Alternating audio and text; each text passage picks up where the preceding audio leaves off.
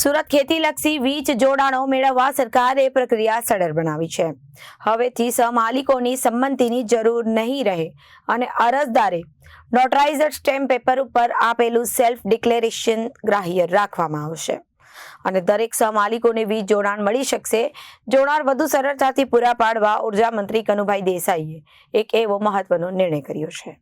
સુરત ખેતીલક્ષી વીજ જોડાણો મેળવવા સરકારે પ્રક્રિયા સરળ બનાવી છે।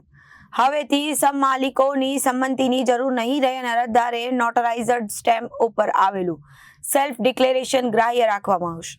દરેક સહમાલિકને વીજ જોડાણ મળી શકશે। જોડાણ વધુ સરળતાથી પૂરા પાડવા ઉર્જા મંત્રી કનુભાઈ દેસાઈએ એક એવો મહત્વનો નિર્ણય કર્યો છે।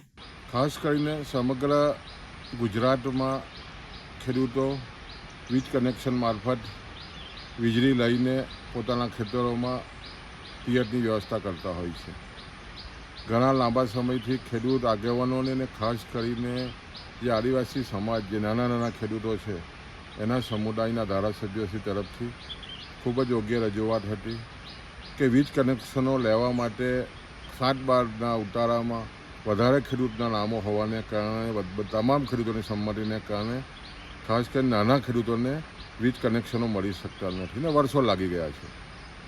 આ રજૂઆતને ધ્યાન લઈને આદરણીય મુખ્યમંત્રીશ્રી અને ખાસ કરીને ઉર્જામંત્રી કનુભાઈએ જે રીતે નિર્ણય લીધો છે એને કારણે નાના અને ખાસ કરીને આદિવાસી સમાજના જે ખેડૂતો છે એને તરત જે વર્ષો લાગી ગયા વીજ કનેક્શનોમાં તમામની સંમતિ લેવામાં અને એને કારણે પોતાના ખેતરોમાં જે રીતે વીજ કનેક્શનો ન આવવાને કારણે પોતાના ખેતરોમાં પિયત વ્યવસ્થા ન થવાને કારણે પોતાનો વિકાસ ન કરી શક્યા। પણ રાજ્ય સરકાર જે રીતે ત્વરિત નિર્ણય લીધો છે ખાસ કરીને કે 7/12ના ઉતારામાં ગમે તેટલા ખેડૂતોના નામ હોય પણ કોઈનું સંમતિ વગર પોતે જે 7/12ના ઉતારામાં પોતે જે કૂવો અને બોર હોય અને વીજ કનેક્શન લેવા માગતા હોય તેવા તમામ ખેડૂતોને તાત્કાલિક ધોરણે વીજ કનેક્શન આપવાની જે વાત સ્વીકારી છે આને કારણે ખાસ કરીને નાના ખેડૂતોને ખૂબ જ મોટો ફાયદો થવાનો છે। આ નિર્ણયથી સમગ્ર ખાસ કરીને દક્ષિણ ગુજરાતના આદિવાસી જે ખેડૂતો છે એને ખૂબ જ મોટો ફાયદો થવાનો છે।